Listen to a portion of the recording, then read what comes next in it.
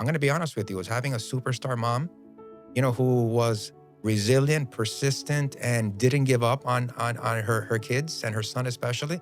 And a father who put work first, family first. My father was hard labor when I first grew up, and up at 5 in the morning putting drywall, coming home at 3, going to sleep because he was exhausted, waking up for dinner, and repeating that same thing. So for me, I grew up in an environment where it was all hands on deck. It was Yeah. survival. At least I didn't see it as a kid because we were immature and we lived in a bubble. We've worked our whole entire lives to where we're at today.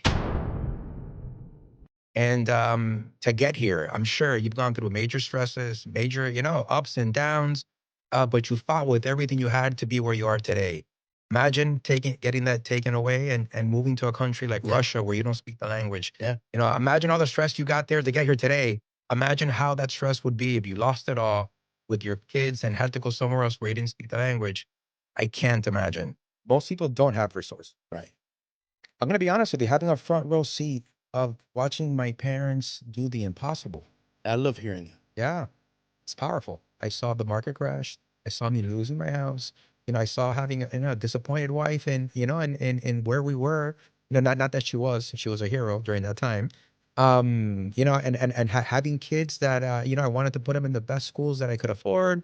And, all those dreams that I had, were on pause. I will tell you this, David, that my greatest joy and the closest I come to giving birth is finding somebody who's new, teaching them the ropes, and seeing them become successful and changing their lives. I want to have that attitude when it comes to housing. I think that we need to be very strict on the taxation of housing, on the regulation of housing, on the insurance policies and the way insurance businesses attack real estate. I think we have to understand, like I said earlier, the transformative power of homeownership. We're still going to try different things.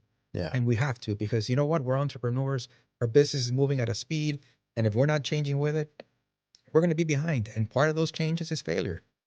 But the faster I fail, the faster I know what I need to do and the faster I can go focus on that.